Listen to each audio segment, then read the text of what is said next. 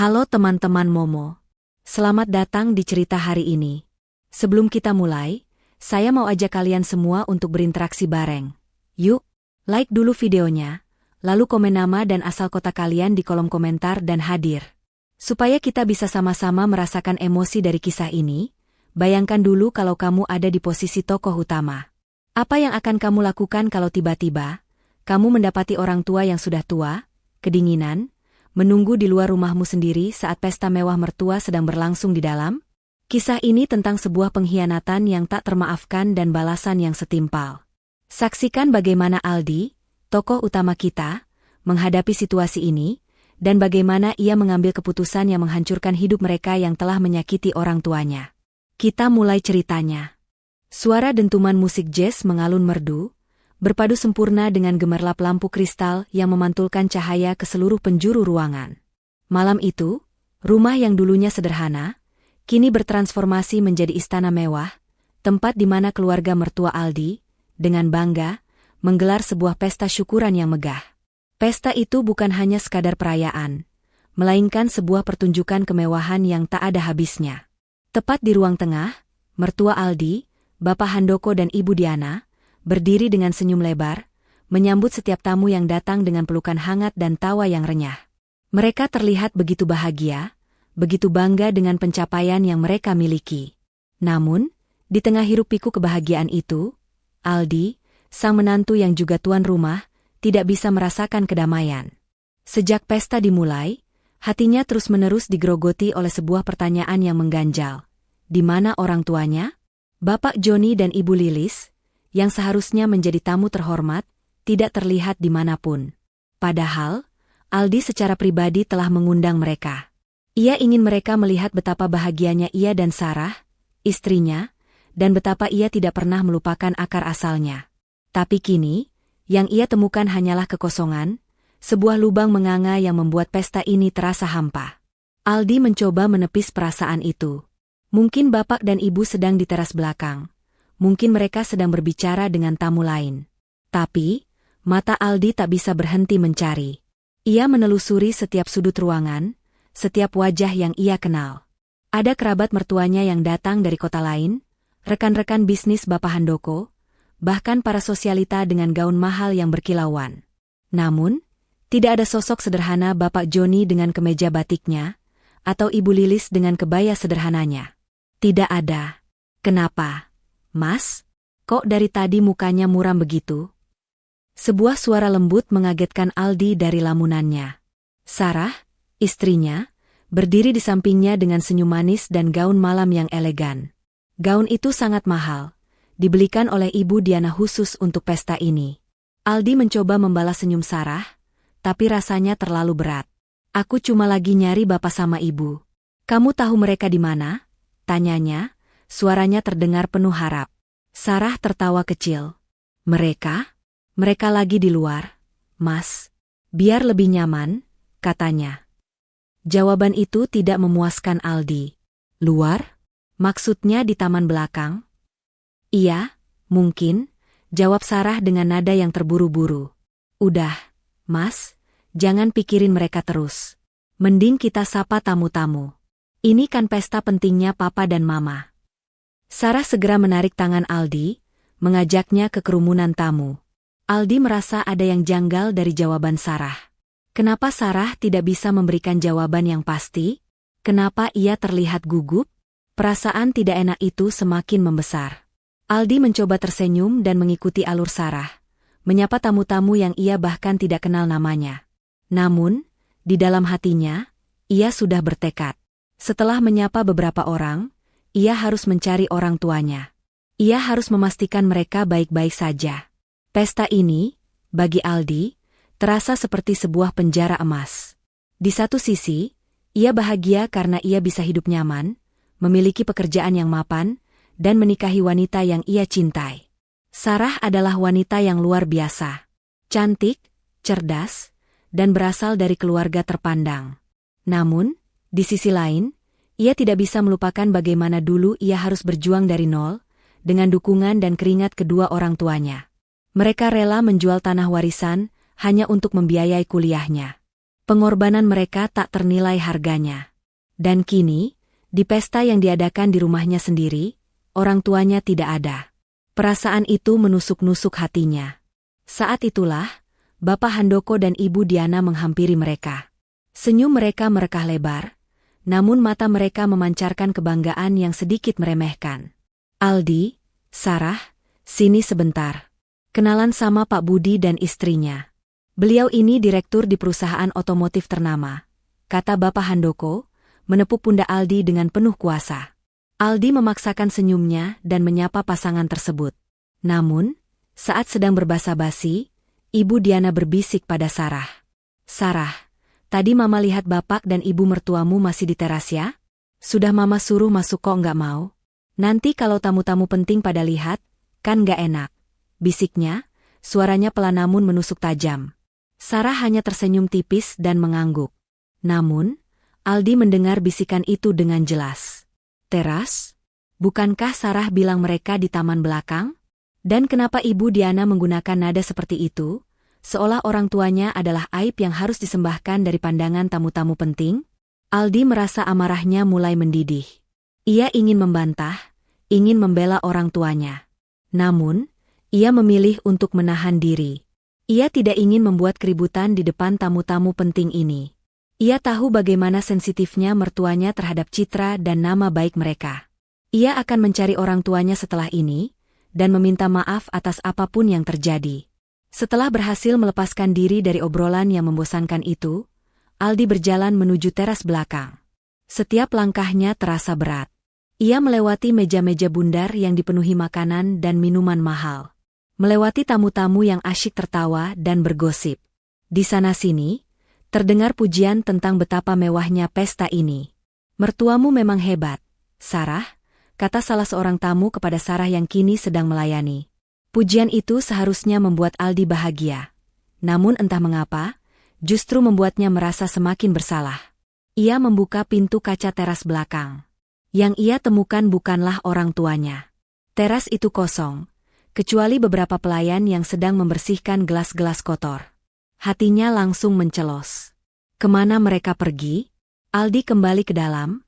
Matanya kini memancarkan kepanikan. Ia mencari Sarah, tapi ia tidak menemukannya. Ia mencoba meneleponnya, tapi tidak ada jawaban. Ia mencari-cari dimanapun, di kamar-kamar, di dapur, bahkan di kamar mandi. Tidak ada. Ia kembali ke ruang utama, wajahnya tegang. Ia melihat Bapak Handoko sedang berbicara dengan seorang pria parubaya yang memakai jas mahal. Aldi mendekat, berniat untuk bertanya di mana Sarah dan orang tuanya. Namun, ia tidak sempat bertanya. Tiba-tiba, ia mendengar percakapan yang tak sengaja ia tangkap. "Tadi sempat nanya, kenapa kok orang tuamu ada di luar?" tanya pria parubaya itu. "Nggak enak lo kalau tamu lain pada lihat. Kasihan orang tuamu." Bapak Handoko tertawa kecil. "Ah, itu, mereka yang minta kok, Pak. Katanya pengen udara segar. Lagian, mereka kan dari desa, pasti nggak nyaman kalau di dalam ruangan yang padat begini." Jantung Aldi seperti berhenti berdetak. Ia tidak bisa percaya dengan apa yang ia dengar. Bapak Handoko berbohong. Orang tuanya tidak mungkin meminta untuk duduk di luar. Dan kata-kata, "dari desa," itu, sungguh menusuk hati. Kata-kata itu seolah merendahkan, seolah membedakan orang tuanya dari tamu-tamu yang hadir di pesta ini. Aldi tidak bisa menahan amarahnya lagi. Ia ingin berteriak, ingin menuntut penjelasan. Namun, ia mengurungkan niatnya. Ia harus melihat dengan mata kepalanya sendiri. Ia harus tahu di mana orang tuanya. Aldi bergegas keluar, melewati pintu depan, dan berjalan menyusuri halaman rumah. Udara malam terasa dingin, menusuk kulitnya. Ia tidak peduli. Ia hanya punya satu tujuan. Mencari orang tuanya. Mencari kebenaran di balik semua kejanggalan ini. Ia berjalan ke arah gerbang, dan di sanalah ia melihatnya. Di luar gerbang rumahnya yang megah, di pinggir jalan yang gelap, di bawah cahaya remang-remang lampu jalanan, ia melihat dua sosok yang ia kenal. Bapak Joni dan Ibu Lilis. Mereka duduk di dua kursi plastik, bersandar satu sama lain, wajah mereka terlihat lelah dan kedinginan. Aldi merasakan dadanya sesak. Ada sesuatu yang pecah di dalam dirinya. Ia tidak bisa lagi berpikir jernih. Semua keraguan, semua kecurigaan, kini berubah menjadi sebuah kebenaran yang kejam. Orang tuanya, yang telah mengorbankan segalanya untuknya, kini ditinggalkan di luar rumahnya sendiri. Ini adalah penghinaan terbesar. Ini adalah pengkhianatan yang tak termaafkan. Ia langsung mempercepat langkahnya, menghampiri mereka dengan air mata yang sudah menggenang di matanya. Pesta di dalam sana kini terasa seperti neraka. Dan ia, Aldilah yang membiarkan orang tuanya berada di neraka itu. Hati Aldi hancur berkeping-keping. Langkah kaki Aldi memburu, mengabaikan udara malam yang menusuk hingga ke tulang. Nafasnya terengah, bukan karena lelah, melainkan karena gejolak amarah yang membakar dadanya. Di balik gerbang besi rumahnya yang megah, di bawah temaram cahaya lampu jalanan, ia melihatnya. Bapak Joni dan Ibu Lilis. Mereka duduk di kursi plastik yang seolah-olah diletakkan begitu saja, seperti barang yang tak terpakai. Pemandangan itu bagaikan sebilah pisau tajam yang langsung menusuk jantung Aldi. "Bapak, Ibu," panggil Aldi, suaranya tercekat. Ia mempercepat langkahnya, seolah ada kekuatan tak terlihat yang mendorongnya. Saat ia tiba di hadapan kedua orang tuanya, ia berlutut, tak peduli celana mahalnya terkena debu jalanan. Air mata yang sejak tadi ia tahan kini tumpah, membasahi pipinya. Kenapa Bapak sama Ibu di sini?" tanyanya, suaranya bergetar. Bapak Joni dan Ibu Lilis terkejut melihat putranya berlutut di hadapan mereka. Wajah mereka yang tadinya tampak lelah, kini dipenuhi raut cemas. "Aldi, nak, kenapa kamu di sini? Ayo, bangun," kata Ibu Lilis, mencoba mengusap air mata putranya dengan tangan keriputnya yang terasa dingin. "Kita di sini, disuruh nunggu, nak." "Siapa? Siapa yang suruh? Siapa yang tega melakukan ini?" tanya Aldi, matanya beralih dari satu wajah ke wajah yang lain. Ia tahu jawabannya, tapi ia butuh konfirmasi. Ia butuh mendengar kebenaran itu langsung dari mulut mereka. Bapak Joni menghela nafas panjang, sebuah isyarat kepasrahan yang begitu menyakitkan. "Ibu mertuamu, nak," katanya tamunya banyak, "jadi tidak enak kalau kita ikut di dalam." Kalimat itu, sederhana, namun menghancurkan. Bukan hanya hati Aldi yang hancur, tetapi juga semua keyakinan yang selama ini ia bangun. Semua rasa hormat yang ia berikan pada mertuanya, Bapak Handoko dan Ibu Diana, kini runtuh seketika.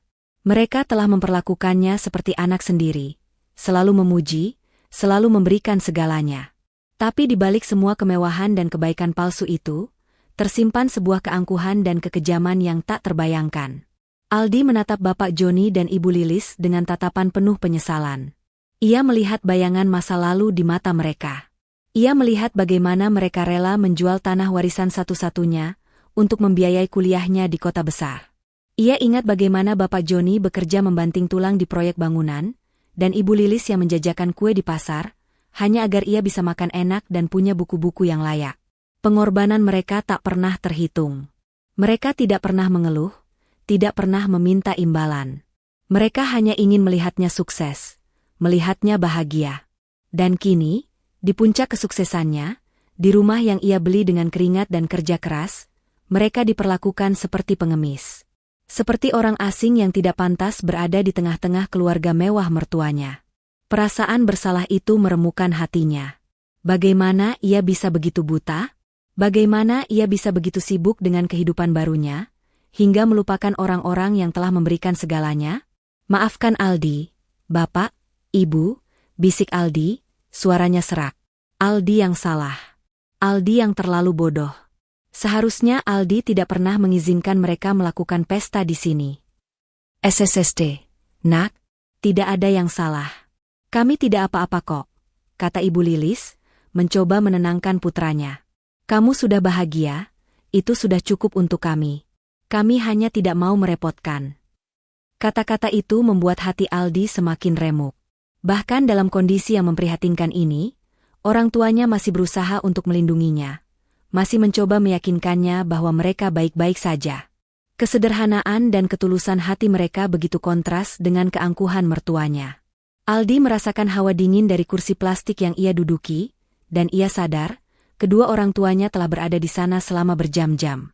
Mereka kedinginan, mereka pasti lapar, mereka pasti lelah.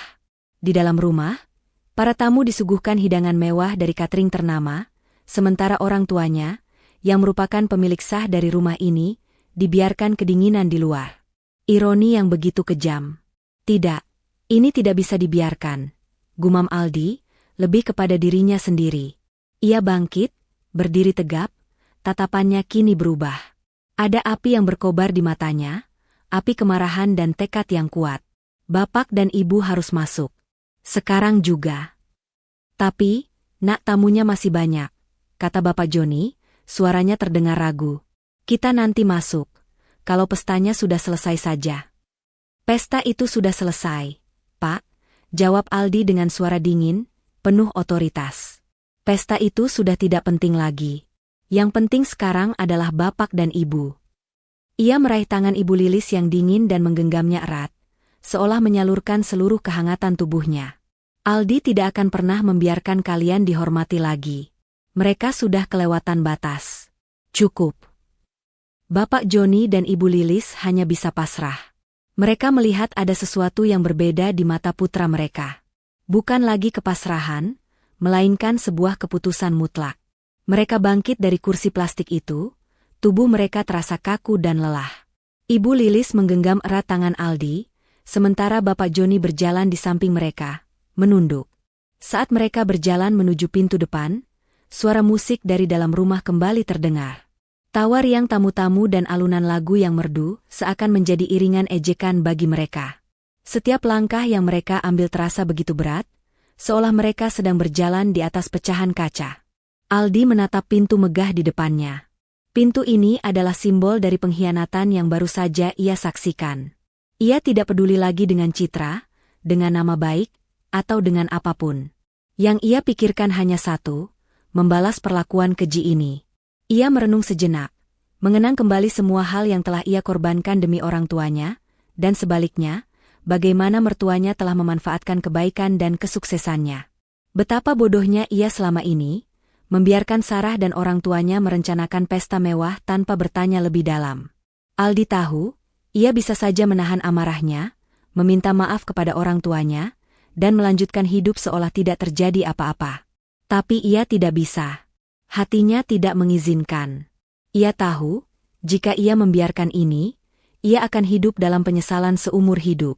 Ia tidak akan bisa tidur nyenyak, tidak akan bisa makan dengan tenang, karena ia tahu, orang tuanya, orang-orang yang paling ia cintai, diperlakukan seperti sampah di rumahnya sendiri. Tiba-tiba, ia berhenti di depan pintu. Ia berbalik dan menatap Bapak Joni dan Ibu Lilis. Bapak, Ibu, maafkan Aldi.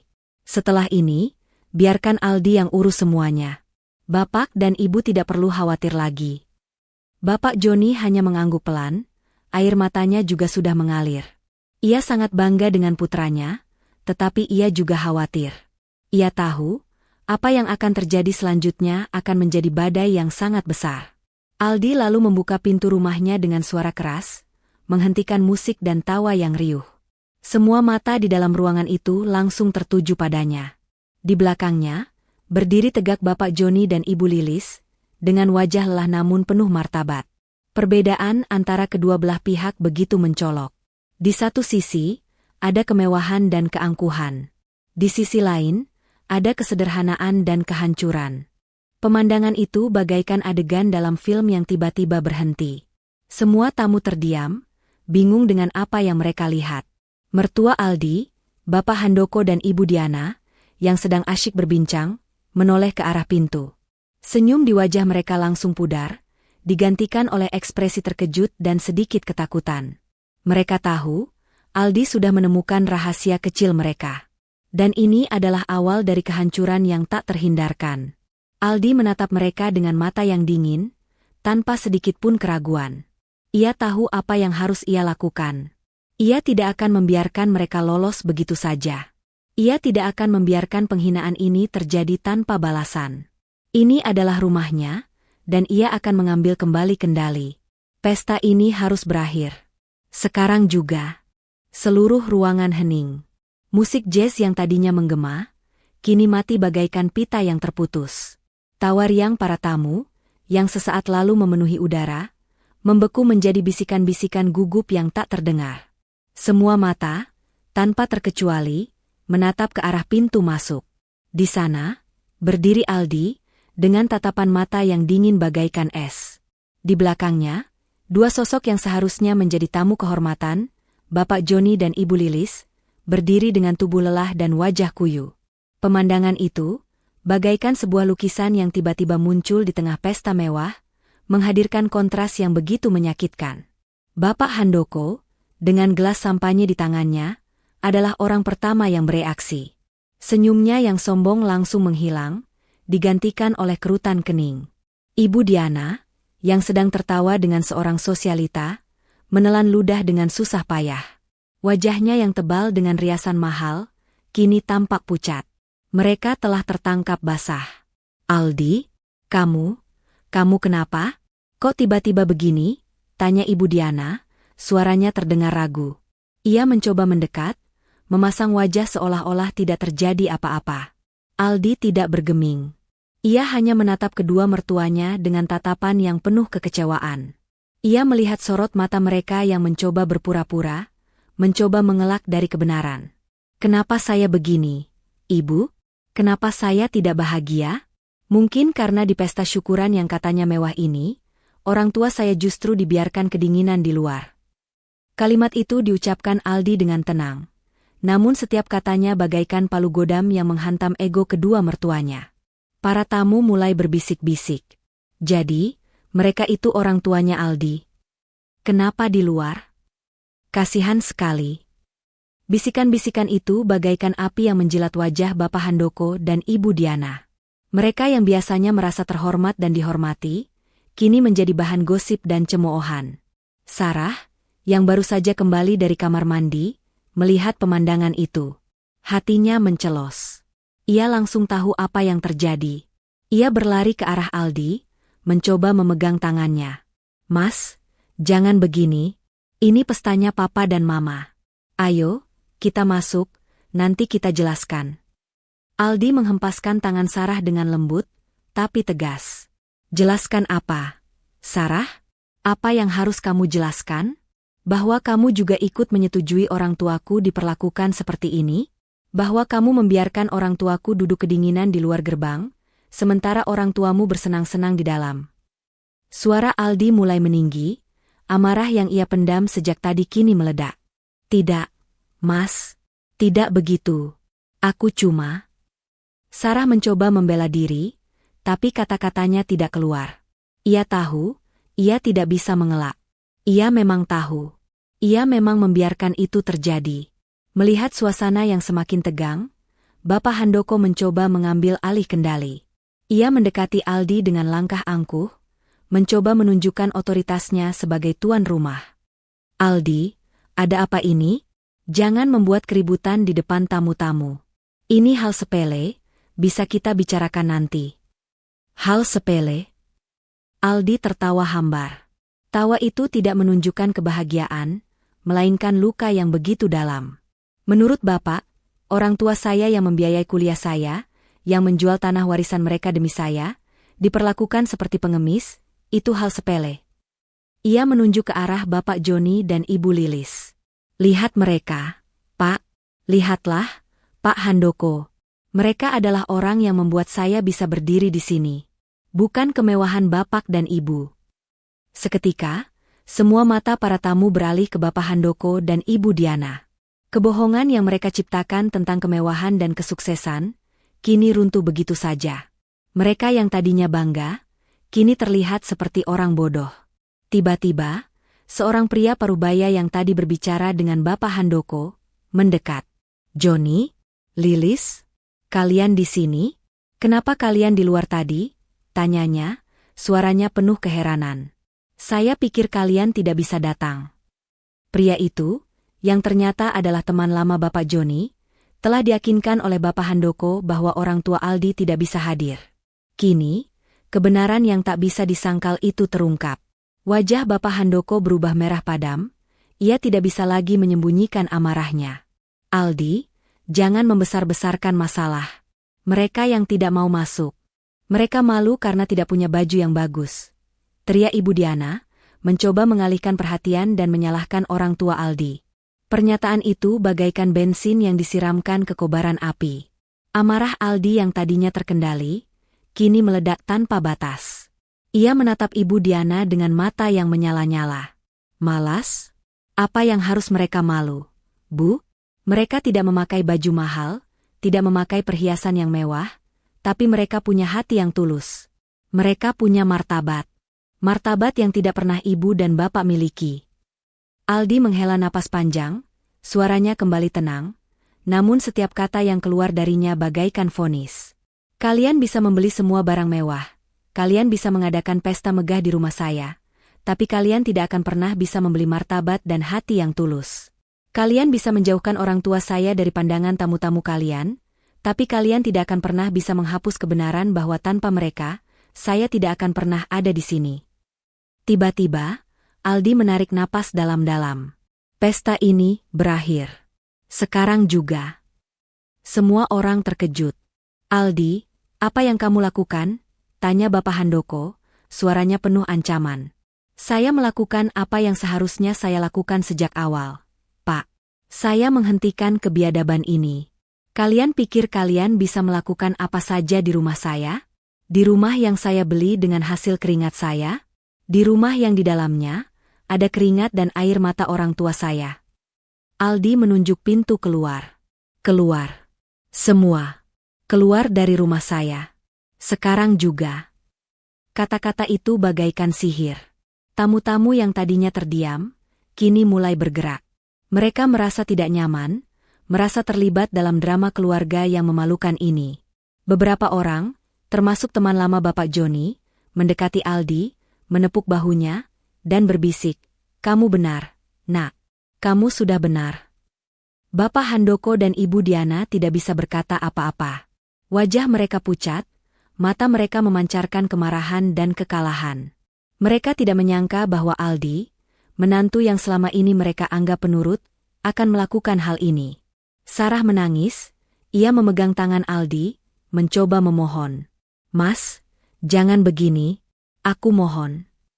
"Aku tidak bisa, Sarah," jawab Aldi, suaranya dingin dan tegas. "Aku tidak bisa membiarkan orang tuaku diperlakukan seperti ini. Kamu adalah istriku, Sarah, tapi kamu juga sudah mengecewakanku. Kamu membiarkan ini terjadi di depan matamu."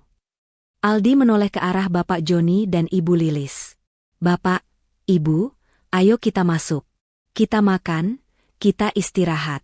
Kita nikmati rumah ini, rumah yang seharusnya selalu menjadi milik kita." Ia menggandeng kedua orang tuanya, melewati tamu-tamu yang kini bergerak menuju pintu keluar. Pemandangan itu sungguh ironis.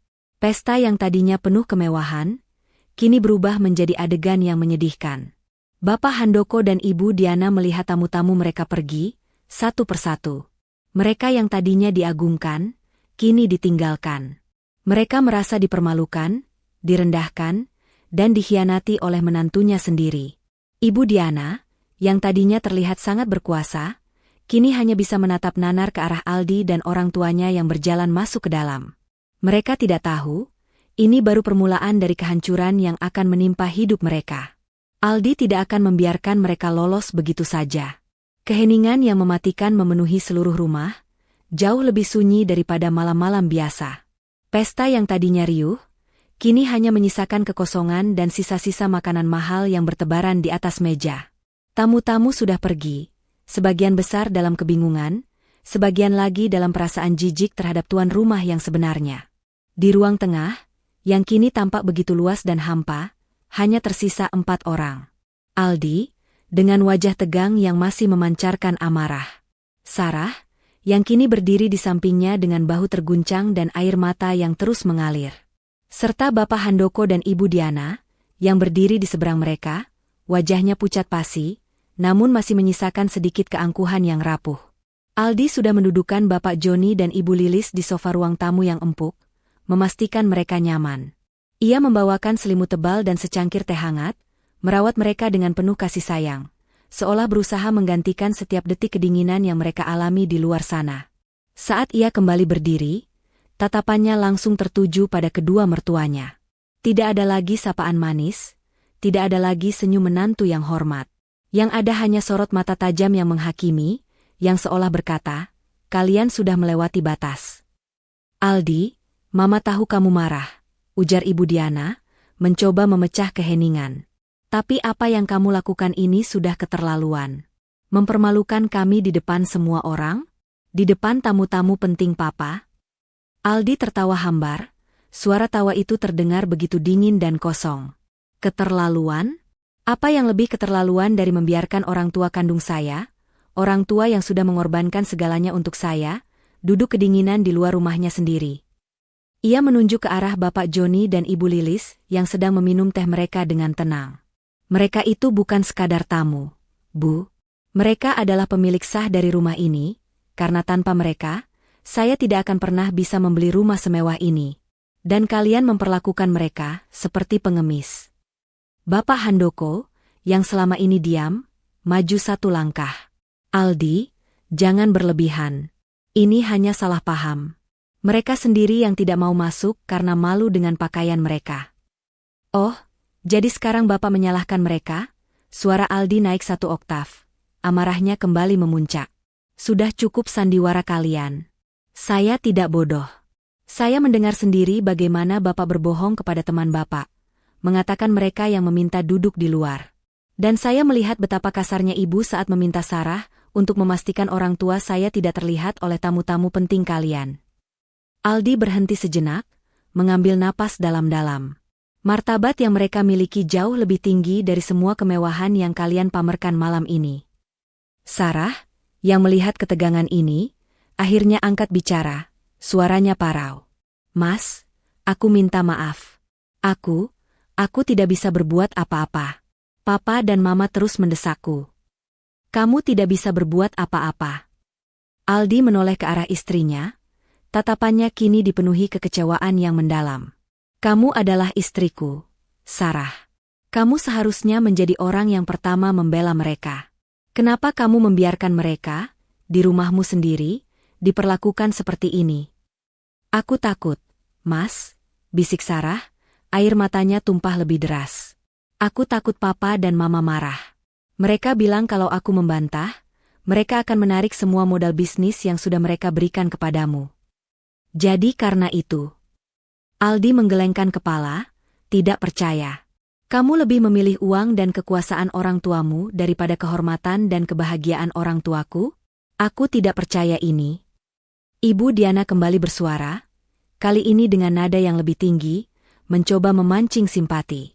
"Aldi, jangan menyudutkan Sarah. Dia tidak salah. Kami hanya ingin yang terbaik untukmu. Untuk citramu. Kami ini orang tua, kami tahu mana yang baik dan mana yang tidak." "Orang tua?" Aldi melangkah mendekat, mengabaikan Sarah yang mencoba menahannya. Ia berdiri tepat di hadapan Bapak Handoko dan Ibu Diana. Matanya tidak berkedip. "Kalian bukan orang tua. Kalian adalah parasit. Kalian datang ke sini, menggunakan rumah saya untuk pesta, memamerkan kekuasaan palsu kalian, dan memperlakukan orang tua saya seperti sampah. Apa yang kalian mau? Apa yang kalian inginkan? Apa yang bisa kalian berikan yang tidak bisa saya dapatkan sendiri?" Aldi menatap tajam ke arah Bapak Handoko. "Bapak bilang modal bisnis? Bapak pikir bisnis saya bisa sebesar ini hanya karena modal dari Bapak? Saya membangunnya dari nol, dengan keringat dan air mata. Saya tidak butuh modal Bapak. Dan sekarang, saya tidak butuh kalian." Kalimat itu, yang diucapkan dengan penuh penekanan, bagaikan sebuah pukulan telak yang meruntuhkan sisa-sisa keangkuhan Bapak Handoko. Wajahnya yang tadinya merah padam, kini berubah menjadi pucat, seolah darahnya ditarik keluar. "Aldi, pikirkan baik-baik," kata Bapak Handoko, suaranya bergetar. "Kami ini mertuamu. Kami punya hak di rumah ini. Kami bagian dari keluargamu." "Keluarga?" Aldi tersenyum sinis. "Keluarga adalah orang-orang yang saling menghargai. Keluarga adalah orang-orang yang saling mengasihi. Kalian sudah menunjukkan malam ini bahwa kalian bukan keluarga saya. Kalian hanya ingin memanfaatkan saya dan menyingkirkan semua yang tidak selevel dengan kalian." Ia menunjuk ke arah pintu depan, pintu yang sama yang ia buka tadi. Sekarang, saya mau kalian semua keluar dari rumah saya. Ibu Diana, yang tidak percaya dengan apa yang ia dengar, langsung maju. Aldi, kamu tidak bisa melakukan ini. Kami ini orang tua Sarah. Rumah ini juga rumah kami. Rumah ini milik saya, Ibu. Buktinya ada di sertifikat. Atas nama saya, jawab Aldi, suaranya tegas tanpa kompromi. Ia mengambil napas dalam, lalu memberikan kalimat yang paling menyakitkan yang pernah ia ucapkan. Saya beri kalian waktu sampai subuh. Kemasi barang-barang kalian. Saya tidak ingin melihat kalian lagi di rumah ini. Sarah menjerit, Mas, jangan. Mereka orang tuaku. Kalau begitu, pilih, Sarah, kata Aldi, menatap lurus ke mata istrinya. Pilih antara aku dan orang tuamu. Pilih antara keluarga yang tulus, atau keluarga yang hanya peduli pada uang dan citra. Pilihan itu, bagaikan pilihan hidup dan mati bagi Sarah. Ia tidak bisa memilih. Ia mencintai Aldi, tapi ia juga tidak bisa membiarkan orang tuanya diusir. Ia hanya bisa menangis, tidak bisa berkata-kata. Bapak Handoko dan Ibu Diana akhirnya menyadari bahwa Aldi tidak main-main. Mereka mencoba membujuk, memohon, bahkan mengancam. Aldi, kami bisa bantu kamu di perusahaan, kami punya banyak kenalan penting. Bujuk Bapak Handoko, suaranya sudah terdengar putus asa. Saya tidak butuh. Saya bisa sukses tanpa kalian, jawab Aldi, menolak uluran tangan mereka dengan tegas. Kalian sudah menunjukkan siapa kalian yang sebenarnya. Dan saya tidak ingin berurusan dengan orang-orang seperti kalian. Ibu Diana, yang melihat suaminya tidak berhasil, mencoba cara lain. Aldi, kami akan minta maaf kepada orang tuamu. Kami akan berlutut. Kami akan lakukan apa saja, tapi jangan usir kami. Aldi menatapnya dengan tatapan kosong. Kalian bisa berlutut di hadapan mereka, tapi tidak akan pernah bisa membeli kembali harga diri mereka yang sudah kalian injak-injak. Keluar dari rumah saya sekarang juga. Aldi tidak memberikan kesempatan lagi. Ia memanggil satpam, dan meminta mereka untuk membantu mengeluarkan barang-barang pribadi mertuanya. Bapak Handoko dan Ibu Diana, yang tadinya penuh dengan kebanggaan, kini harus menanggung malu yang luar biasa. Mereka yang tadi disanjung, kini harus keluar dari rumah dengan tergesa-gesa, hanya membawa satu tas kecil, sementara koper-koper besar mereka diangkut oleh para satpam. Sarah, yang melihat semua itu, akhirnya mengambil keputusan. Ia berjalan ke arah orang tuanya, memeluk mereka sambil menangis, lalu berbalik dan menatap Aldi. Tatapan mereka bertemu, dipenuhi rasa sakit, kekecewaan, dan pertanyaan yang tidak terjawab. Pemandangan itu sungguh memilukan. Bapak Handoko dan Ibu Diana, dengan wajah yang hancur, akhirnya keluar dari rumah mewah itu. Mereka berjalan melewati gerbang yang sama di mana Bapak Joni dan Ibu Lilis duduk kedinginan beberapa jam yang lalu. Mereka menoleh ke belakang, melihat rumah yang tadinya mereka anggap milik mereka, kini terasa asing. Di dalam rumah, Aldi berdiri di ambang pintu. Ia menatap kepergian mereka dengan tatapan yang kosong. Ia tahu, ia telah melakukan hal yang benar. Ia sudah membela orang tuanya. Namun, ia juga tahu, ia telah kehilangan sebagian dari dirinya. Kehilangan istrinya. Ia hanya bisa menatap Sarah, yang kini sudah masuk ke dalam, dan berlutut di hadapan orang tuanya. Ia berharap, suatu hari nanti, Sarah akan mengerti keputusannya. Malam itu, kemewahan telah diganti dengan kehancuran. Pesta telah diganti dengan kesedihan. Dan sebuah pengorbanan yang tulus, telah dibalas dengan sebuah kebiadaban yang tak termaafkan. Malam yang tadinya penuh dengan tawa dan musik kini berubah menjadi senyap. Aldi berdiri di ruang tengah rumahnya yang luas, merasakan kehampaan yang begitu nyata. Ia baru saja mengusir kedua mertuanya dan, secara tak langsung, istrinya sendiri. Ia menoleh ke arah sofa, di mana Bapak Joni dan Ibu Lilis duduk. Wajah mereka tampak tenang, namun mata mereka memancarkan kekhawatiran yang mendalam. Aldi, nak kamu tidak apa-apa? Tanya Ibu Lilis. Suaranya lembut. Ia tahu apa yang baru saja terjadi adalah keputusan yang berat, bahkan untuk seorang pria sekuat Aldi. Aldi menggeleng. Aku baik-baik saja, Bu. Justru sekarang aku merasa lega. Kalian berdua sudah ada di dalam, di tempat yang seharusnya kalian berada. Ia berjalan mendekat dan duduk di karpet, bersandar di lutut Ibu Lilis seperti anak kecil. Maafkan Aldi, Bu. Aldi terlalu buta. Terlalu sibuk dengan hidup yang Aldi bangun, sampai lupa kalau di balik kesuksesan ini, ada pengorbanan kalian yang jauh lebih besar. Bapak Joni menepuk bahu putranya. Nak, tidak ada yang perlu dimaafkan. Kami bangga denganmu. Kamu sudah membela kami. Itu sudah lebih dari cukup. Kata-kata tulus dari orang tuanya, jauh lebih berharga dari semua pujian palsu yang pernah ia dengar dari mertuanya. Aldi memejamkan mata, membiarkan semua emosi yang ia tahan meledak dalam diam. Kemarahan, kekecewaan, rasa sakit, dan penyesalan. Semua bercampur menjadi satu. Ia tahu, pengusiran ini bukanlah akhir. Ini adalah awal dari pertempuran yang sesungguhnya. Pertempuran yang tidak hanya akan ia menangkan, tetapi juga akan menghancurkan hidup mereka yang telah menyakiti orang tuanya. Pagi harinya, saat matahari mulai menyinari kota, Aldi sudah berada di depan laptopnya. Ia tidak tidur semalaman. Matanya merah, namun tekadnya membara. Ia membuka beberapa dokumen penting, melacak setiap investasi, setiap aset, dan setiap hubungan bisnis yang pernah ia miliki dengan keluarga mertuanya. Selama ini, ia selalu berpikir bahwa ia dan keluarga Sarah adalah tim. Tapi tadi malam, ia sadar, mereka hanyalah parasit yang menempel pada pohon suksesnya. Tangan Aldi bergerak cepat di atas keyboard. Pertama, ia mengirim email ke tim legalnya. Subjek emailnya singkat dan padat, tindakan darurat terkait keluarga Handoko. Di dalamnya, ia meminta timnya untuk melakukan audit penuh terhadap semua proyek dan bisnis yang melibatkan nama Bapak Handoko dan Ibu Diana. Ia ingin tahu, sejauh mana mereka telah merusak dan mencemarkan namanya. Lalu, ia mulai mengumpulkan bukti-bukti. Semua percakapan, setiap perjanjian, dan setiap aset yang ia berikan sebagai hadiah kepada mertuanya. Ia tidak akan membiarkan mereka lolos begitu saja.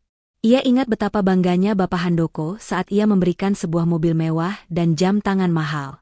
Dan Ibu Diana dengan perhiasan berlian yang tak terhitung harganya. Semua itu, kata mereka, adalah hadiah yang tulus dari seorang menantu. Tapi sekarang, itu semua akan menjadi barang bukti yang memberatkan. Di sisi lain kota, di sebuah apartemen kecil yang jauh dari kemewahan yang biasa mereka nikmati, Bapak Handoko dan Ibu Diana sedang berada di titik terendah dalam hidup mereka. Mereka tidak tidur semalaman. Koper-koper mereka berserakan, dan wajah mereka dipenuhi keputusasaan. Mereka tidak menyangka bahwa menantu yang selama ini mereka anggap penurut akan melakukan hal ini. Kenapa, Diana? Kenapa kita harus berakhir seperti ini? Tanya Bapak Handoko, suaranya penuh keputusasaan. Semua orang akan tahu. Semua orang akan menertawakan kita. Ibu Diana duduk di sofa lusuh, menatap kosong keluar jendela. Aldi, dia benar-benar kejam. Kita hanya ingin yang terbaik untuknya. Ia mencoba membela diri, tapi kata-katanya terdengar hampa, bahkan di telinganya sendiri. Tiba-tiba, ponsel Bapak Handoko berdering. Sebuah pesan dari teman-teman grupnya. Handoko, ada apa ini? Kenapa Aldi mengumumkan kalau dia sudah tidak bekerja sama lagi denganmu? Aku dengar dia mengusirmu dari rumahnya, benar? Pesan-pesan itu bagaikan pedang yang menusuk jantungnya. Ia tidak bisa menjawab. Nama baik yang telah ia bangun selama puluhan tahun, kini hancur dalam semalam. Di tengah kekacauan itu, Sarah duduk terdiam. Ia memandangi kedua orang tuanya yang panik, dan ia mulai merenung. Kata-kata Aldi tadi malam terus terngiang di telinganya. Pilih antara aku dan orang tuamu. Ia telah memilih, dan kini ia menyadari betapa salahnya pilihannya.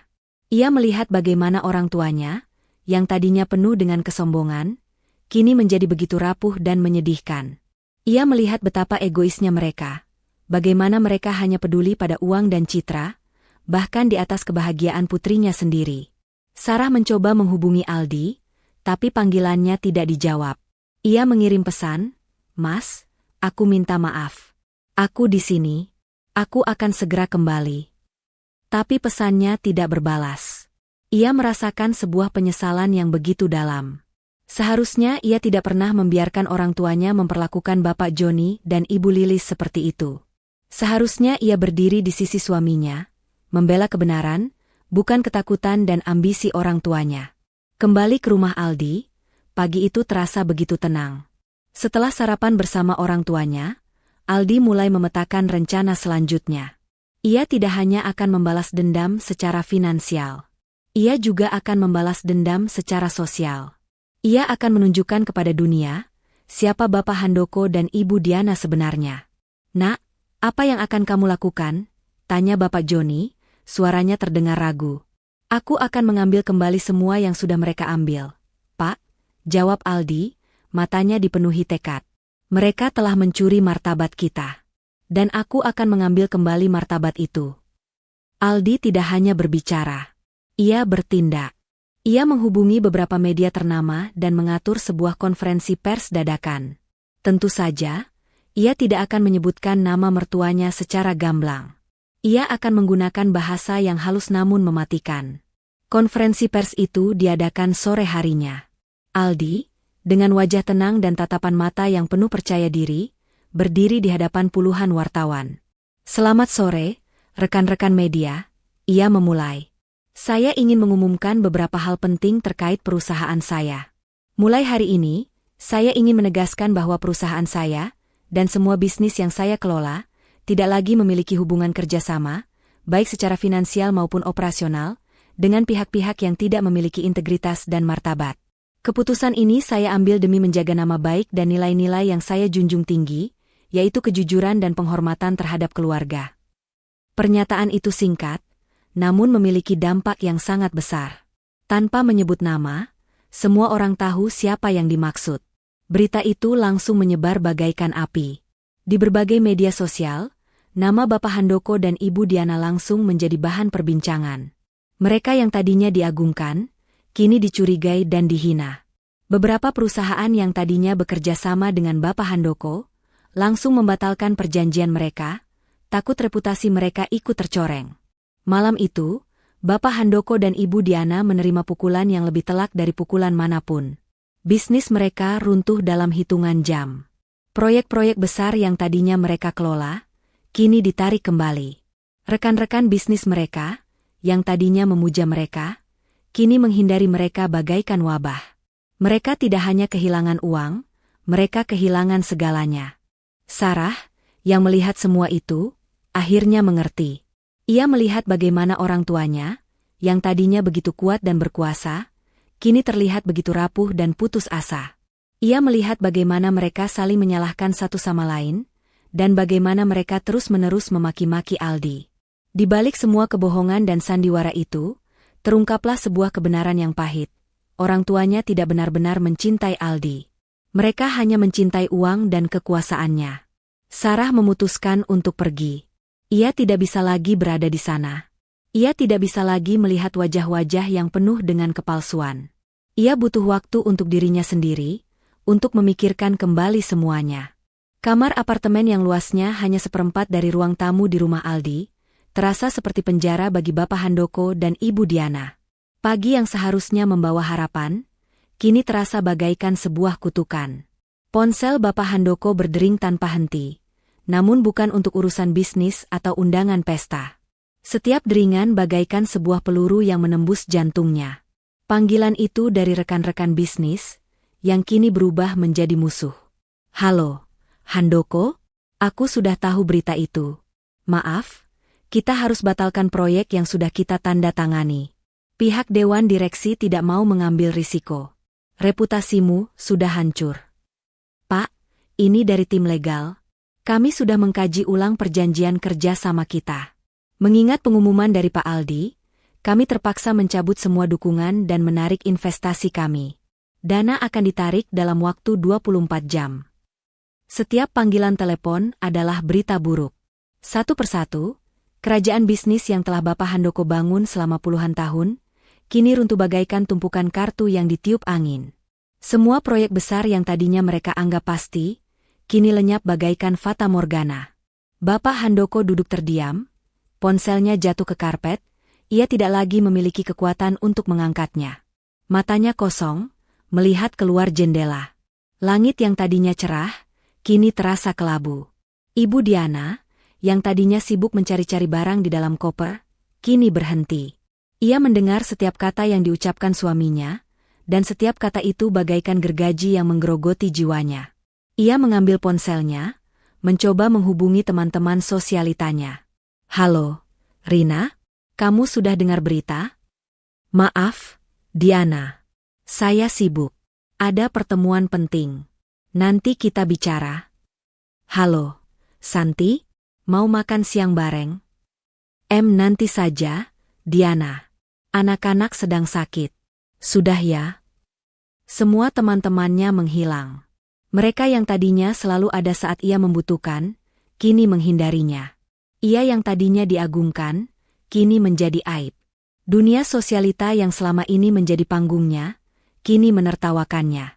Ia merasa bagaikan seorang ratu yang telah diturunkan dari singgasananya, dan dibuang ke tempat sampah. Pikiran Ibu Diana kembali ke pesta tadi malam. Ia melihat kembali bayangan wajah Aldi yang penuh amarah. Ia mengingat tatapan mata Aldi yang tajam, kata-kata yang diucapkannya, dan keputusan tegasnya. Ia menyalahkan Aldi. Ia menyalahkan Sarah. Ia menyalahkan dunia. Tapi ia tidak pernah menyalahkan dirinya sendiri. Sementara itu, Sarah berada di sebuah hotel yang sederhana. Ia tidak pulang. Ia tidak bisa. Ia merasa bingung. Ia mencintai Aldi, suaminya. Tapi ia juga mencintai orang tuanya, meskipun mereka telah melakukan hal yang kejam. Ia merasa seperti ditarik dari dua sisi yang berbeda. Ia mencoba menghubungi Aldi, tapi panggilannya tidak dijawab. Ia mencoba mengirim pesan, tapi pesannya tidak berbalas. Ia tahu, ia telah menyakiti Aldi. Ia telah mengecewakan Aldi. Ia tidak membela orang tua Aldi.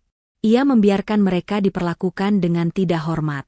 Dan sekarang, ia harus menanggung konsekuensi dari keputusannya. Ia duduk di atas ranjang, memandangi pantulan dirinya di cermin. Ia melihat seorang wanita yang penuh dengan penyesalan. Ia telah melihat bagaimana orang tuanya memperlakukan orang tua Aldi. Ia telah melihat bagaimana mereka hanya peduli pada uang dan citra. Dan ia telah melihat bagaimana mereka dengan egoisnya mengorbankan kebahagiaan putrinya sendiri, demi ambisi yang tak berdasar. Sarah mengambil ponselnya, membuka galeri. Ia melihat foto-foto pernikahannya. Ia melihat foto-foto saat ia dan Aldi sedang berlibur. Ia melihat foto-foto saat ia dan Aldi sedang tertawa. Ia merindukan semua itu. Ia merindukan Aldi. Ia merindukan cinta yang tulus dan jujur, yang tidak pernah ia dapatkan dari keluarganya sendiri. Ia tahu, ia telah melakukan kesalahan. Ia harus menebusnya. Di ruang kerja Aldi, suasana terasa tenang. Ia sudah menyelesaikan semua yang harus ia lakukan. Ia sudah membalas dendam secara finansial dan sosial. Ia sudah menunjukkan kepada dunia, siapa Bapak Handoko dan Ibu Diana sebenarnya. Ia sudah mengambil kembali semua yang telah mereka ambil, dan ia sudah memberikan mereka pelajaran yang paling berharga. Tiba-tiba, ia mendengar ketukan di pintu. "Masuk," katanya, suaranya tenang. Ternyata itu adalah Sarah. Ia berdiri di ambang pintu, dengan mata merah dan wajah pucat. Ia tidak memakai pakaian mahal, tidak memakai perhiasan mewah. Ia hanya memakai baju kaos sederhana dan celana jeans. "Sarah, kenapa kamu di sini?" tanya Aldi, suaranya dingin. Aku datang untuk bicara, Mas," jawab Sarah, suaranya bergetar. "Aku mau minta maaf." "Untuk apa? Untuk membiarkan orang tuaku diperlakukan seperti itu? Atau untuk pergi begitu saja?" tanya Aldi, tanpa emosi. "Untuk semuanya, Mas. Aku minta maaf," jawab Sarah, air matanya tumpah lagi. "Aku bodoh. Aku terlalu takut. Aku terlalu pengecut." Aldi tidak berkata apa-apa. Ia hanya menatap Sarah, matanya tidak berkedip. Ia melihat penyesalan di wajah istrinya, tapi ia juga melihat kebohongan yang masih tersisa. "Mas, aku akan kembali," kata Sarah, mencoba meraih tangan Aldi. "Aku janji, aku akan berubah. Aku akan menjadi istri yang baik." "Kembali?" Aldi tertawa sinis. Kembali kemana? Ke rumah ini? Apa yang kamu pikir akan kamu dapatkan jika kamu kembali ke sini? Uang? Kekuasaan? Apa? Tidak, Mas. Aku tidak peduli dengan itu lagi. Aku hanya peduli denganmu, jawab Sarah, suaranya terdengar tulus. Kamu peduli denganku? Tanya Aldi, matanya menyipit. Kalau kamu peduli denganku, kenapa kamu tidak pernah membela orang tuaku? Kenapa kamu membiarkan mereka dipermalukan? Kenapa kamu lebih memilih orang tuamu daripada aku? Sarah terdiam. Ia tidak bisa menjawab. Ia tahu, kata-kata Aldi itu benar. Ia telah mengecewakan Aldi. Aku tidak bisa, Sarah, kata Aldi, suaranya tegas. Aku tidak bisa membiarkanmu kembali. Kamu sudah menunjukkan siapa kamu yang sebenarnya. Kamu lebih memilih orang tuamu daripada aku. Dan sekarang, saat mereka sudah tidak punya apa-apa, kamu datang kembali kepadaku? Aku tidak bodoh, Sarah. Kata-kata itu bagaikan pisau yang menusuk jantung Sarah. Ia tidak bisa berkata apa-apa lagi. Ia hanya bisa menatap Aldi dengan mata yang penuh dengan air mata. Aku akan pergi, kata Sarah, suaranya parau. Ya, pergilah, jawab Aldi, tanpa emosi. Mungkin suatu hari nanti, kita akan bertemu lagi. Tapi tidak sekarang. Tidak di sini. Sarah berbalik, berjalan keluar dari ruangan itu. Ia merasa hancur. Ia telah kehilangan semuanya. Kehilangan orang tuanya, kehilangan suaminya, dan kehilangan dirinya sendiri. Ia hanya bisa menangis, berjalan keluar dari rumah itu. Di luar, ia melihat Bapak Joni dan Ibu Lilis sedang menyiram bunga. Mereka melihat Sarah, dan mereka tersenyum. Senyum mereka tulus, penuh dengan kehangatan. Sarah tidak bisa menahan air matanya.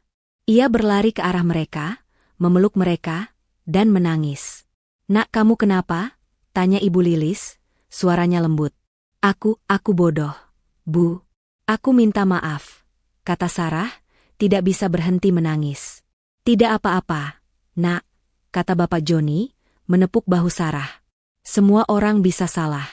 Yang penting, kamu sudah sadar. Pulanglah, Nak. Ayah dan ibumu sedang menunggu. Sarah menatap Bapak Joni dan Ibu Lilis, lalu menoleh ke arah rumah yang kini terasa asing.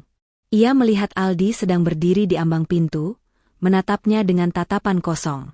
Ia tahu, ia telah melakukan kesalahan. Dan ia harus menanggung konsekuensinya. Sementara itu, Bapak Handoko dan Ibu Diana berada di dalam sebuah mobil yang disewa. Mereka tidak tahu kemana harus pergi. Teman-teman mereka sudah tidak mau menerima mereka. Semua bisnis mereka sudah hancur. Mereka tidak punya uang.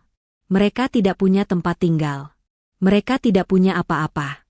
Apa yang akan kita lakukan, Diana? Tanya Bapak Handoko, suaranya penuh keputusasaan. Entahlah, jawab Ibu Diana, matanya kosong. Aku tidak tahu. Mereka melihat keluar jendela. Pemandangan kota yang tadinya begitu indah, kini terasa begitu menyakitkan. Mereka melihat orang-orang yang tertawa, yang bahagia, dan yang tidak peduli dengan penderitaan mereka. Mereka menyadari, hidup mereka telah hancur. Dan semua itu, berkat satu keputusan yang salah. Hidup Bapak Handoko dan Ibu Diana berubah drastis bagaikan langit dan bumi. Apartemen mewah mereka kini berganti menjadi sebuah kamar sewaan yang sempit dan pengap. Bau lembab, dinding yang mengelupas, dan lampu redup menjadi pemandangan sehari-hari yang menggantikan kemilau kristal dan aroma parfum mahal. Mereka tidak lagi memiliki asisten rumah tangga atau sopir. Yang ada hanyalah tumpukan pakaian kotor dan tagihan yang terus menumpuk. Aku tidak percaya ini terjadi pada kita, Diana, ujar Bapak Handoko, suaranya terdengar putus asa. Ia duduk di atas kasur yang tidak nyaman, memijat pelipisnya yang terasa berdenyut. Semua orang menjauhi kita. Semua teman bisnisku membatalkan kerjasama. Seolah-olah kita ini wabah penyakit. Ibu Diana, yang sedang duduk di sudut ruangan, hanya bisa memeluk lututnya. Wajahnya yang dulu selalu terpoles makeup sempurna, kini terlihat pucat dan layu. Lalu kita harus bagaimana, Mas? Kita tidak punya apa-apa lagi. Semua rekening bank sudah dibekukan.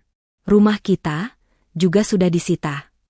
Air mata Ibu Diana mulai menetes. Kali ini, air mata itu bukanlah air mata buaya yang ia gunakan untuk mendapatkan simpati. Ini adalah air mata ketakutan dan penyesalan yang tulus. Ia tidak pernah membayangkan hidupnya akan berakhir seperti ini. Ia yang tadinya memandang rendah orang lain, kini justru menjadi orang yang paling rendah. Selama seminggu terakhir, mereka berdua hidup dalam kekacauan. Mereka mencoba menjual beberapa perhiasan sisa yang masih mereka simpan, tetapi hasilnya tidak seberapa. Uang itu habis dalam hitungan hari untuk membeli makanan dan membayar sewa. Mereka mencoba mencari pinjaman dari beberapa kerabat jauh, namun tidak ada yang mau membantu. Semua orang seolah sudah tahu bahwa mereka adalah orang-orang yang sudah tidak lagi berguna. "Mas, kenapa tidak kita coba hubungi Aldi lagi?" ujar Ibu Diana, matanya memohon. "Dia kan menantu kita. Walaupun dia sudah mengusir kita, tapi dia tidak mungkin sejahat itu, kan?" Bapak Handoko menghela napas panjang. "Dia bukan menantu kita lagi, Diana. Dia sudah mengumumkan ke seluruh dunia kalau dia sudah tidak punya hubungan dengan kita. Tapi dia punya hati, Mas. Dia tidak akan membiarkan kita menjadi gelandangan. Kita sudah salah, aku akui itu. Tapi dia tidak seharusnya membiarkan kita menderita seperti ini." Ratap Ibu Diana, suaranya meninggi. Mendengar kata-kata itu, kemarahan Bapak Handoko meledak. Ia menatap istrinya dengan tatapan tajam. "Kamu masih tidak mengerti juga, Diana? Kita menjadi seperti ini karena kamu. Karena kesombonganmu. Karena kamu yang menyuruh orang tua Aldi menunggu di luar. Kalau bukan karena kamu, semua ini tidak akan pernah terjadi." Ibu Diana tersentak. "Aku? Kamu juga ikut menyetujuinya, Mas? Kamu juga ikut menikmati semua kemewahan yang Aldi berikan. Jangan salahkan aku sendirian." Mereka kembali terlibat dalam pertengkaran yang tak berujung.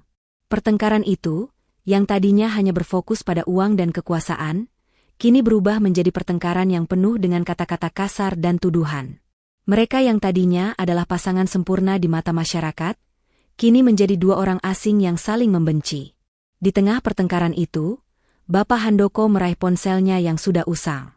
Ia membuka daftar kontak, mencari nama yang paling ia hindari. Jari-jarinya bergetar. Ia menelan ludah, mencoba menenangkan dirinya sendiri. Ia tahu, panggilan ini adalah harapan terakhirnya. Ia harus melakukannya. Ia menekan tombol panggil. Di sisi lain kota, di rumah yang sangat tenang, Aldi sedang duduk di ruang kerjanya. Hari ini terasa sangat damai. Ia baru saja makan siang dengan Bapak Joni dan Ibu Lilis. Mereka bercerita tentang masa lalu, tentang bagaimana mereka membesarkan Aldi dengan penuh cinta dan pengorbanan. Hati Aldi terasa hangat. Ia tidak pernah merasa setenang ini seumur hidupnya. Tiba-tiba, ponselnya berdering. Ia melihat layar. Nama yang tertera di sana membuat hatinya bergetar. Bapak Handoko. Ia tidak mengangkatnya. Ia membiarkan panggilan itu berdering hingga mati. Namun, beberapa detik kemudian, ponselnya kembali berdering. Nama yang sama. Aldi menghela napas panjang. Ia mengambil ponselnya dan menekan tombol jawab. "Halo?" Suaranya dingin dan tegas. "Aldi, nak, ini ayah. Ayah minta maaf." Suara Bapak Handoko terdengar parau. "Ayah tahu, ayah dan ibumu sudah melakukan kesalahan besar. Kami minta maaf." Aldi tidak berkata apa-apa. Ia hanya mendengarkan. "Kami sudah tidak punya apa-apa lagi, nak. Semua bisnis ayah sudah hancur. Semua rekening kami sudah kosong. Kami tidak punya tempat tinggal. Kami mohon, nak, tolong bantu kami." Suara Bapak Handoko kini terdengar seperti isakan. Ia yang tadinya penuh dengan kesombongan, kini menjadi begitu rapuh dan menyedihkan. Aldi memejamkan mata. Ia membiarkan suara tangisan itu memenuhi ruang kerjanya. Ia teringat kembali pada hari itu. Pada malam yang dingin, saat ia menemukan orang tuanya duduk di luar rumah, wajah mereka pucat dan kedinginan. Ia mengingat tatapan mata mereka yang penuh dengan kesedihan, dan kata-kata mereka, "Kita disuruh nunggu di sini, nak, sampai acara mereka selesai." Hati Aldi tidak tergerak. Ia tidak merasakan belas kasihan. Yang ia rasakan hanyalah kemarahan yang membara. Ia membuka matanya. Tatapannya tajam. Dulu, waktu orang tuaku kedinginan di luar sana, apa kalian memohon maaf? Dulu, waktu kalian mempermalukan mereka, apa kalian merasa bersalah? Sekarang, setelah kalian tidak punya apa-apa, baru kalian datang padaku. Aldi, nak, kami tahu kami salah. Tapi, kami akan ganti semuanya. Kami janji, Bapak Handoko memohon. Kami mohon, nak, demi nama baik keluarga. Nama baik? Kalian masih bicara tentang nama baik. Aldi tertawa sinis. Nama baik kalian sudah hancur, Bapak Handoko. Sudah saya hancurkan. Dan saya tidak menyesal. Ini adalah balasan atas apa yang sudah kalian lakukan pada orang tuaku. Kalian yang memulai, kalian yang harus menanggung akibatnya. Aldi, tolong, kami tidak punya siapa-siapa lagi. Ibu Diana, yang tadinya diam, kini ikut memohon. Kami sudah menjadi gelandangan. Kami tidak tahu harus kemana. Gelandangan? Aldi kembali tertawa sinis. Itu adalah balasan yang setimpal. Ingat perkataanku? Sampai dia menjadi gembel. Itu bukan ancaman, Ibu Diana. Itu janji. Dan saya tidak pernah ingkar janji. Aldi menghela napas panjang. Jangan pernah lagi hubungi saya. Saya tidak akan membantu kalian. Jangan pernah lagi muncul di hadapan saya. Karena jika kalian melakukannya, saya akan pastikan hidup kalian jauh lebih menderita. Selamat menikmati hidup barumu, Bapak Handoko dan Ibu Diana. Aldi mengakhiri panggilan itu. Ia meletakkan ponselnya di atas meja, lalu berjalan ke jendela. Ia melihat keluar, melihat pemandangan kota yang damai. Ia tidak merasakan apa-apa. Tidak ada penyesalan. Tidak ada rasa bersalah. Ia hanya merasakan sebuah kelegaan yang begitu dalam. Ia telah membalas dendam. Dan ia telah menang. Di kamar sewaan yang pengap itu, Bapak Handoko dan Ibu Diana saling berpandangan. Ponsel di tangan Bapak Handoko jatuh ke lantai, memancarkan bunyi retak. Air mata Ibu Diana kini mengalir deras. Mereka akhirnya sadar. Mereka tidak hanya kehilangan harta, mereka juga kehilangan harapan. Panggilan yang tak tergugah itu adalah tanda bahwa hidup mereka benar-benar sudah berakhir. Mereka tidak bisa lagi kembali ke masa lalu. Mereka harus menanggung akibat dari perbuatan mereka. Mereka duduk terdiam, dalam keheningan yang begitu menyakitkan. Mereka tahu, tidak ada lagi jalan keluar. Mereka harus menerima nasib yang telah mereka ciptakan sendiri. Semenit, 2 menit. Waktu terasa berhenti di kamar sewaan yang pengap itu. Ponsel yang hancur di lantai menjadi saksi bisu atas kehancuran yang tak hanya terjadi pada benda mati, tetapi juga pada jiwa Bapak Handoko dan Ibu Diana. Kata-kata Aldi menusuk lebih dalam daripada pisau, menembus lapisan terakhir dari ego dan kesombongan mereka. Mereka yang tadinya selalu merasa di atas, kini berada di titik terendah. Kehancuran finansial adalah hal yang menyakitkan, tetapi kehancuran harga diri adalah siksaan yang tak berkesudahan. Dia benar-benar melakukannya. Bisik Ibu Diana, suaranya parau, air mata sudah mengering di wajahnya. Dia benar-benar membuat kita jadi gembel. Bapak Handoko tidak menjawab. Ia hanya duduk terdiam di pinggir kasur. Pandangannya kosong menatap dinding yang berjamur. Ia teringat kembali pada masa kejayaannya. Uang, mobil, rumah mewah, teman-teman bisnis yang selalu memujanya. Setiap orang tunduk padanya, meminta bantuannya. Kekuasaan itu membuatnya merasa seperti dewa. Namun kini, ia tidak lebih dari debu. Kekayaan yang ia banggakan, kini berubah menjadi kesengsaraan yang tak berujung. Ia menyalahkan dirinya sendiri, menyalahkan keputusan-keputusannya, menyalahkan istrinya, menyalahkan Aldi. Ia tidak bisa menerima kenyataan ini. Kita tidak bisa menyerah, Mas. Kita harus cari cara. Kita masih punya keluarga, kerabat. Ibu Diana berusaha membangkitkan semangat. Keluarga apa? Kerabat siapa? Tanya Bapak Handoko, suaranya dingin. Aldi sudah memastikan semua orang tahu siapa kita. Semua pintu sudah tertutup. Semua jembatan sudah terbakar. Kita sendirian, Diana. Sendirian di dunia ini. Selama seminggu berikutnya, Kehidupan mereka adalah sebuah neraka. Mereka kehabisan uang untuk sewa. Pemilik kontrakan yang tadinya ramah, kini berubah menjadi singa yang kelaparan. Setiap hari, ia datang, menagih uang sewa yang tak kunjung terbayar. Jika sampai besok kalian belum bayar, saya akan mengusir kalian. Ancamnya, suaranya keras. Mereka berdua mencoba mencari pekerjaan. Bapak Handoko yang tadinya seorang direktur, kini menawarkan diri untuk menjadi tukang parkir. Namun, tidak ada yang mau menerimanya. Semua orang mengenalnya. Wajahnya yang tadinya dipenuhi dengan kekuasaan dan kekayaan, kini penuh dengan keputusasaan. "Maaf, Pak Handoko. Saya tidak butuh tukang parkir," kata seorang pemilik restoran, yang tadinya sering makan di restoran mahal milik Bapak Handoko. "Saya tahu, Bapak orang kaya. Tapi saya tidak butuh orang yang hancur untuk bekerja di sini." Ibu Diana juga mengalami nasib yang sama. Ia mencoba melamar pekerjaan sebagai pelayan di kafe. Namun, ia diusir begitu saja. "Cukup tahu diri, Ibu. Ibu itu sosialita. Jangan pura-pura miskin di sini," ujar seorang manajer. Mereka akhirnya menyerah. Mereka tidak bisa lagi menanggung rasa malu dan sakit hati. Mereka tidak lagi memiliki kekuatan untuk berjuang. Mereka hanya bisa duduk di sudut ruangan, membiarkan waktu berlalu begitu saja. Mereka tidak lagi berbicara satu sama lain. Mereka hanya duduk dalam keheningan yang menyakitkan, memikirkan kesalahan-kesalahan mereka. Pagi itu, pemilik kontrakan datang. Ia membuka pintu dengan kunci duplikat. "Saya beri kalian waktu 15 menit. Setelah itu, kalian keluar." Bapak Handoko dan Ibu Diana tidak melawan. Mereka hanya mengemas beberapa barang yang tersisa di dalam tas mereka. Mereka mengambil tas itu, lalu berjalan keluar. Mereka tidak lagi memiliki rumah. Mereka tidak lagi memiliki tujuan. Mereka hanya berjalan, tanpa tahu arah. Malam itu, mereka tidur di bawah jembatan, di samping tumpukan sampah yang mengeluarkan bau busuk. Dinginnya angin menusuk kulit mereka.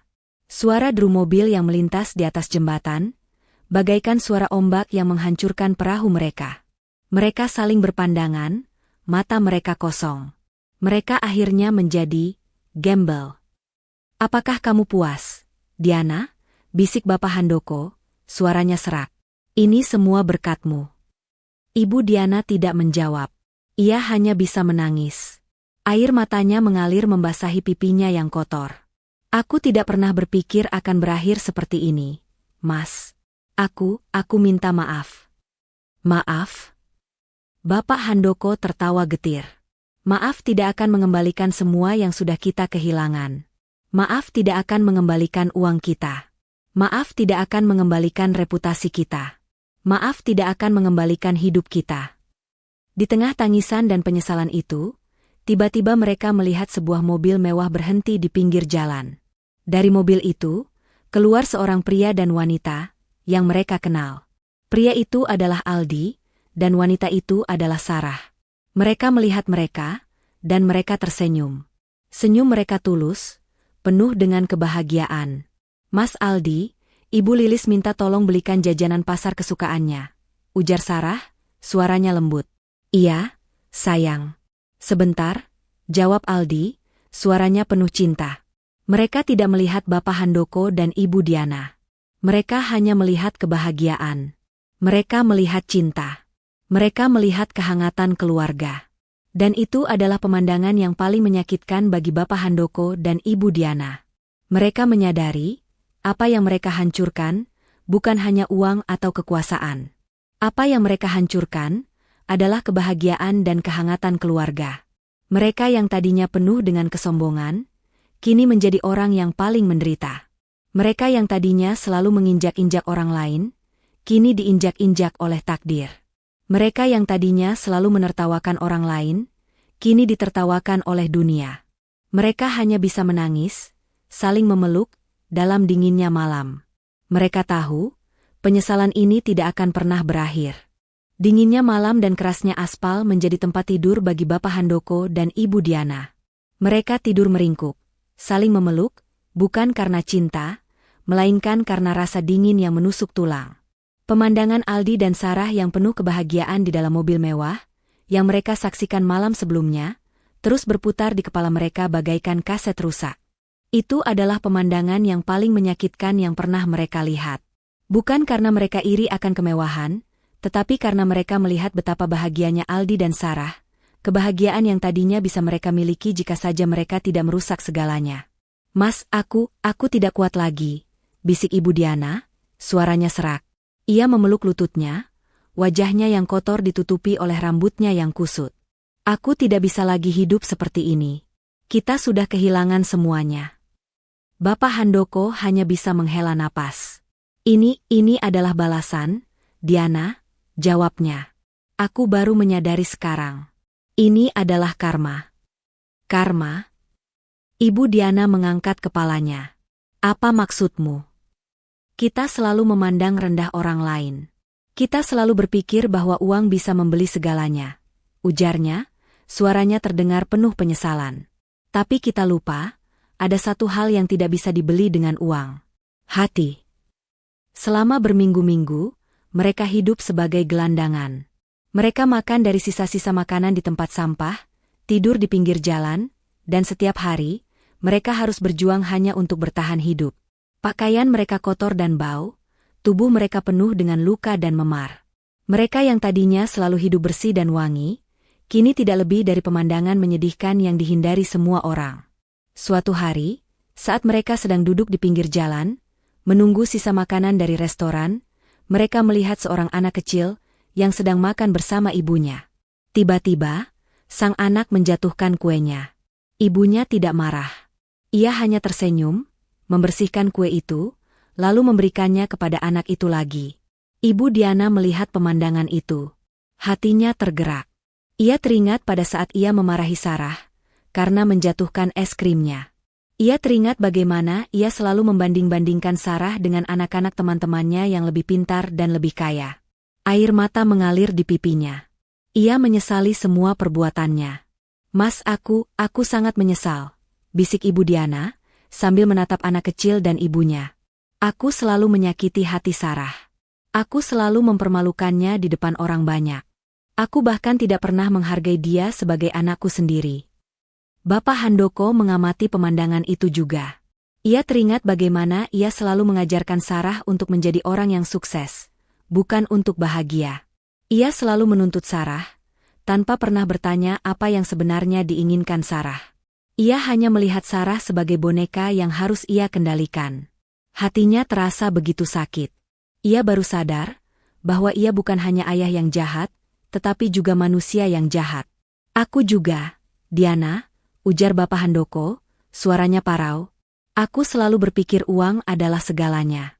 Aku mengabaikan Bapak Joni dan Ibu Lilis. Aku menghina mereka, meremehkan mereka, hanya karena mereka tidak sekaya kita. Aku buta, Diana. Buta akan cinta dan kasih sayang. Malam itu, mereka berdua tidak bisa tidur. Mereka hanya duduk di pinggir jalan, memikirkan semua kesalahan mereka. Mereka menyadari bahwa apa yang mereka lakukan pada Bapak Joni dan Ibu Lilis adalah kesalahan terbesar dalam hidup mereka. Mereka telah menyakiti orang tua yang paling berharga di dunia ini. Bagaimana kalau kita menemui mereka, Mas? Ujar Ibu Diana, matanya berbinar. Kita tidak meminta uang. Kita tidak meminta apa-apa. Kita hanya meminta maaf. Kita harus meminta maaf kepada Bapak Joni dan Ibu Lilis. Bapak Handoko tidak langsung menjawab. Ia terdiam sejenak, memikirkan ide itu. Ia takut. Takut jika Aldi tidak akan memaafkannya. Takut jika Bapak Joni dan Ibu Lilis akan mengusir mereka. Tapi ia juga tahu, ia harus melakukannya. Ia harus meminta maaf. Ini bukan lagi tentang harga diri. Ini adalah tentang martabat, tentang menebus dosa-dosa mereka. Kamu benar, Diana, ujarnya. Kita harus meminta maaf. Itu adalah satu-satunya hal yang bisa kita lakukan. Pagi itu, mereka berdua memulai perjalanan. Perjalanan yang panjang dan melelahkan. Mereka berjalan kaki, tanpa tahu arah. Mereka hanya mengikuti naluri mereka. Mereka tidak lagi peduli dengan rasa lapar atau haus. Mereka hanya peduli dengan satu tujuan, menemukan orang tua Aldi. Mereka berjalan seharian, melewati jalanan yang ramai, toko-toko mewah, dan restoran mahal. Pemandangan itu, yang tadinya selalu mereka nikmati, kini terasa begitu menyakitkan. Setiap toko, setiap restoran, mengingatkan mereka akan hidup yang sudah hilang. Mereka melihat orang-orang tertawa, makan bersama keluarga, dan mereka menyadari bahwa kebahagiaan yang mereka miliki dulu bukanlah kebahagiaan yang sejati. Itu hanyalah kebahagiaan yang palsu, yang dibangun di atas kesombongan dan keegoisan. Malam harinya, mereka tidur di sebuah taman. Mereka kedinginan. Tapi kali ini, mereka tidak mengeluh.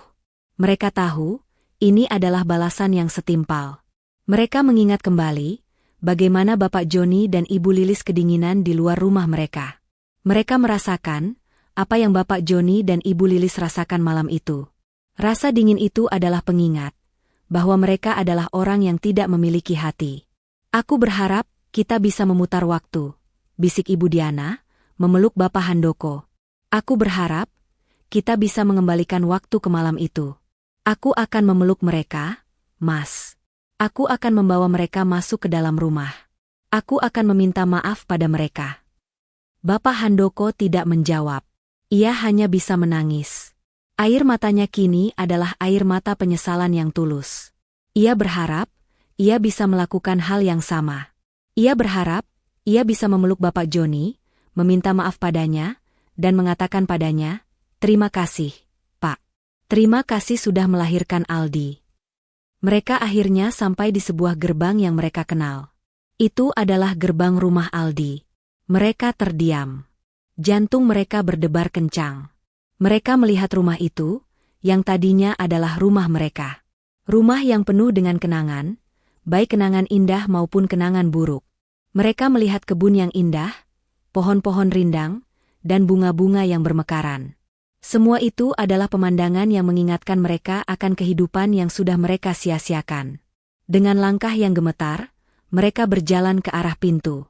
Mereka berdiri di depan pintu itu, tidak berani mengetuk. Mereka hanya bisa saling berpandangan. Mereka melihat diri mereka di pantulan kaca pintu itu. Wajah mereka pucat, mata mereka sembab, dan pakaian mereka kotor. Mereka tampak seperti dua orang asing. Dua orang asing yang ingin meminta maaf. Ibu Diana mengangkat tangannya. Ia ingin mengetuk pintu itu. Tapi tangannya bergetar. Ia tidak sanggup. Ia takut jika pintu itu tidak akan terbuka. Ia takut jika Aldi dan keluarganya tidak akan memaafkan mereka. Ia takut jika mereka akan menjadi lebih hancur lagi. Bapak Handoko meraih tangan istrinya. "Kita harus melakukannya, Diana," ujarnya, suaranya tegas. "Ini adalah satu-satunya kesempatan kita untuk mendapatkan ketenangan." Ibu Diana mengangguk. Ia memejamkan mata, lalu ia mengumpulkan keberaniannya. Ia menghela napas panjang, dan ia mengetuk pintu itu, perlahan. Toh, toh, toh. Suara ketukan itu menggema di dalam keheningan malam. Mereka berdua terdiam, menunggu. Mereka tidak tahu apa yang akan terjadi setelah ini. Mereka hanya tahu, mereka harus siap. Siap menerima apapun yang akan terjadi. Mereka mendengar langkah kaki. Langkah kaki yang semakin mendekat ke arah pintu. Jantung mereka berdebar semakin kencang. Mereka saling berpegangan tangan. Pintu itu terbuka. Pintu itu terbuka, bukan Aldi yang muncul, melainkan Ibu Lilis. Wanita tua itu memandang Bapak Handoko dan Ibu Diana, yang berdiri di ambang pintu, kotor, kumal, dan penuh luka. Wajahnya yang biasanya penuh senyum, kini menunjukkan ekspresi yang tak bisa diartikan. Terkejut, iba, atau mungkin sedikit kepuasan. Tapi yang paling jelas adalah sorot mata yang penuh kebingungan, seolah tidak percaya dengan apa yang ia lihat. Ibu Lilis mengenali mereka, meskipun penampilan mereka jauh berbeda dari terakhir kali ia melihatnya. "Bu, Ibu Lilis," bisik Ibu Diana, suaranya bergetar. Ia yang tadinya penuh kesombongan, kini tidak lebih dari seorang pengemis yang ingin meminta belas kasihan. Ibu Lilis tidak menjawab. Ia hanya berdiri terdiam, matanya menelusuri setiap detail di wajah mereka. Ia melihat kelelahan, rasa sakit, dan penyesalan yang mendalam. Ia melihat Bapak Handoko yang biasanya gagah, kini berdiri membungkuk dengan tatapan mata yang kosong. Ia melihat Ibu Diana yang biasanya penuh dengan kemewahan, kini berdiri kotor dan kumal. "Maafkan kami, Bu, kami datang untuk meminta maaf," kata Bapak Handoko, suaranya parau. Ia tidak bisa lagi menahan air matanya. Ia menangis di hadapan wanita yang pernah ia hina. Kami minta maaf atas semua yang sudah kami lakukan pada Bapak dan Ibu." Ibu Lilis memejamkan mata. Ia teringat pada malam itu. Malam di mana ia dan suaminya kedinginan di luar rumah. Malam di mana mereka dipermalukan. Tapi ia juga mengingat bagaimana ia dan suaminya diajarkan untuk memaafkan. Ia mengingat bagaimana putranya, Aldi, selalu mengajarkan mereka untuk menjadi manusia yang lebih baik. Ia menarik napas dalam-dalam. "Masuklah," ujarnya, suaranya lembut. Bapak Handoko dan Ibu Diana terkejut. Mereka tidak menyangka akan mendapatkan sambutan seperti itu. Mereka masuk ke dalam rumah. Rumah yang tadinya milik mereka, kini terasa asing. Mereka melihat foto-foto yang tergantung di dinding, foto-foto keluarga Aldi yang penuh kebahagiaan. Mereka melihat Bapak Joni yang sedang duduk di sofa, sedang membaca koran. Bapak Joni mengangkat kepalanya, dan ia melihat mereka. Matanya membesar. Ia juga tidak percaya. "Joni, lihatlah, ini Handoko dan Diana," bisik Ibu Lilis. Bapak Joni meletakkan korannya. Ia berdiri, dan ia berjalan ke arah mereka. "Handoko, Diana, kenapa kalian seperti ini?" tanyanya, suaranya penuh dengan kekhawatiran. "Pak, kami datang untuk meminta maaf," ujar Bapak Handoko, suaranya tercekat. Kami sudah tidak punya apa-apa lagi. Kami datang untuk meminta maaf kepada Bapak dan Ibu atas semua yang sudah kami lakukan." Bapak Joni dan Ibu Lilis saling berpandangan. Mereka melihat penyesalan yang tulus di mata Bapak Handoko dan Ibu Diana. Hati mereka, yang tadinya penuh dengan amarah, kini dipenuhi dengan iba. "Kami tidak datang untuk meminta uang atau bantuan," ujar Ibu Diana, air mata mengalir di pipinya. "Kami hanya datang untuk meminta maaf. Kami tahu, kami sudah sangat berdosa. Kami telah menyakiti hati orang yang paling berharga di dunia ini." Saat itu, Aldi dan Sarah muncul dari tangga. Mereka melihat pemandangan itu. Aldi tidak mengatakan apa-apa. Ia hanya berdiri, menatap kedua orang tua istrinya. Sarah tidak bisa menahan tangisnya. Ia berjalan, lalu memeluk ibunya. "Bu, Ayah, maafkan aku," bisik Sarah, suaranya penuh dengan rasa bersalah. "Aku tidak bisa menolong kalian." "Bukan salahmu, Nak," ujar Ibu Diana, memeluk putrinya erat. "Ini adalah karma kami. Kami yang harus menanggung semua ini." Aldi melihat semua itu. Ia melihat betapa tulusnya penyesalan Bapak Handoko dan Ibu Diana. Ia melihat bagaimana orang tuanya, Bapak Joni dan Ibu Lilis, yang tadinya sangat marah, kini menunjukkan belas kasihan. Ia menyadari bahwa balas dendamnya sudah selesai. Ia telah memenangkan segalanya. Ia telah membalas dendam untuk orang tuanya. Tapi ia juga menyadari bahwa jika ia terus membiarkan mereka menderita, ia tidak lebih baik dari mereka. Aldi berjalan mendekat. Ia menatap Bapak Handoko. "Bapak, saya sudah membalas dendam saya," ujarnya. "Saya sudah menghancurkan hidup Bapak. Saya sudah membuat Bapak merasakan apa yang orang tuaku rasakan. Dan saya tidak menyesal." Bapak Handoko hanya bisa menunduk. Ia tahu, ia pantas mendapatkan semua ini. "Tapi saya melihat orang tuaku, Pak," lanjut Aldi. "Mereka yang tadinya penuh dengan amarah, kini memaafkan Bapak. Mereka mengajarkan saya bahwa kebencian itu tidak akan membawa kebahagiaan. Kebahagiaan itu hanya akan datang dari memaafkan." Aldi menghela napas panjang. "Bapak Handoko, Ibu Diana, saya sudah mendapatkan pembalasan saya. Tapi saya tidak akan membiarkan Bapak dan Ibu menderita lagi. Saya akan bantu Bapak dan Ibu." Bapak Handoko dan Ibu Diana terkejut. Mereka tidak menyangka akan mendapatkan pengampunan. Mereka tidak menyangka bahwa orang yang sudah mereka sakiti akan berbalik membantu mereka. "Tapi bukan dengan cara yang sama, Pak," lanjut Aldi. "Saya tidak akan mengembalikan semua kekayaan Bapak. Saya tidak akan mengembalikan semua kemewahan itu. Saya akan membantu Bapak dan Ibu untuk memulai hidup baru. Hidup yang sederhana, yang penuh dengan martabat.